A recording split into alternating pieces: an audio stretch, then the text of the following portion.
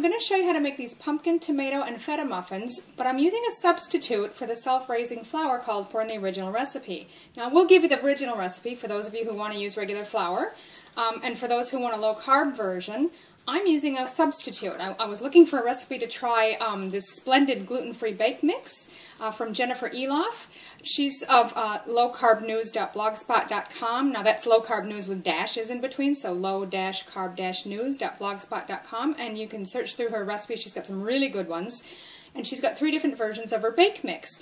They're all essentially the same, except that one has added xanthan gum, and another one uses gelatin. This is version 3, which does not use either of those ingredients.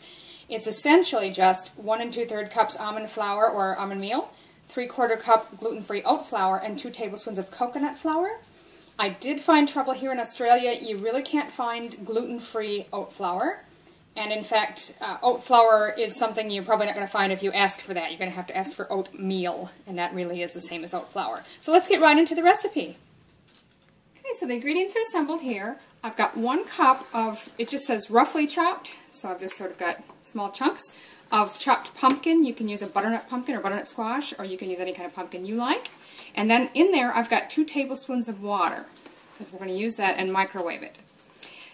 Now for bake mix, if you're using regular flour, it does call for 1.5 cups. I'm using this low-carb, kind of a gluten-free bake mix. So the directions that come with this bake mix, which I'll give the recipe for below, call for an extra 1/4 cup. So I've got 1 3/4 cups of the bake mix here. Then I've got 2 3/4 teaspoons of baking powder and 3/4 teaspoons of salt, which I'm going to add to that because the original recipe called for a self-raising flour. So the ingredients have been adjusted a little bit to make up for that. Next, I've got 1/4 cup of crumbled feta cheese, 1/4 cup of chopped sun-dried tomatoes, 2 tablespoons of snipped chives. Now, I happen to have garlic chives growing in my garden, so I've just snipped those, but you can use regular chives. And then the original recipe called for a tablespoon of castor sugar. Now, I don't use sugar, so I've got a sugar substitute. This is a stevia-based sweetener, but I find it's a little sweeter, and I use about half as much as I would of sugar, so I've only got 1/2 tablespoon here. Next, you need a cup of milk or a low-carb substitute. You can use almond milk, any kind of milk you like. 2 eggs, 1/3 cup of oil, and lastly 1 tablespoon of a whole grain mustard. So you're going to start by preheating your oven. It'd be about 350 Fahrenheit or 180 Celsius. Now there's that 1 cup of chopped pumpkin, and as I said, I've got 2 tablespoons of water in there. I'm going to cover that. This lid has a vent in it, so I'm going to leave that open. We're going to microwave that on high for 4 to 5 minutes to soften it. Now this recipe says it makes 8 Texas-size muffin cups. Those are the larger ones. I don't have those. So I'm actually going to make regular-sized muffin cups. I reckon I'll get about 12. So you're just going to want to line those. If you've got paper liners, if you're using the Texas size and you just want to line it with any kind of baking paper, that's fine as well. Now if you're using regular flour, the instructions do say to sift it. I'm not going to bother because this is sort of a mixture of almond flour, oat flour, and coconut flour. So I'm just going to add this to a large bowl and then add in your baking powder and your salt and mix those together well.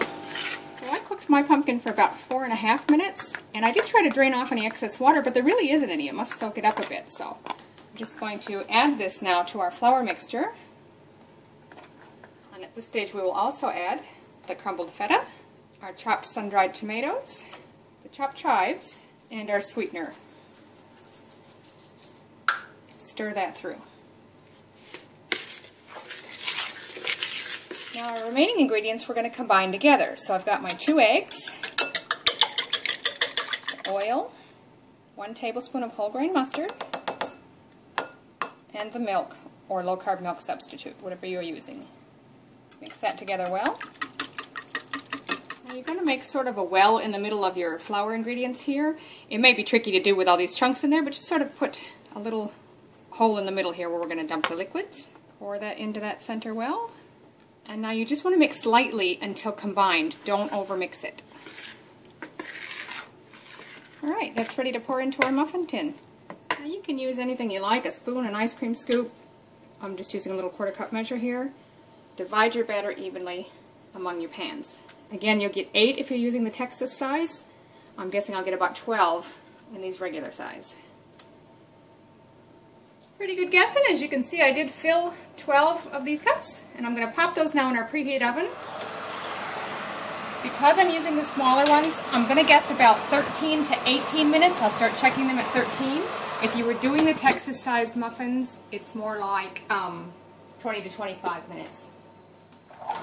These have actually been in 18 minutes, and you can see they're nicely golden brown on top. I did stop and check them at 13 and again at 15. They were just a tiny bit gooey inside, so I left them the full 18 minutes. And now I'm going to take those and let them sit on the side for just a few minutes and then transfer them to a cooling rack. So those have been cooling for 5 minutes in the tray, and now I'm just going to pop them out onto the cooling rack to finish cooling. So there you have it, some really easy pumpkin, tomato, and feta muffins. Once they're completely cool, the original recipe suggests serving them with some tomato chutney on them. That might be good, but I'm probably just going to have them as is. I thought it was really tasty. You will enjoy these. Give it a try.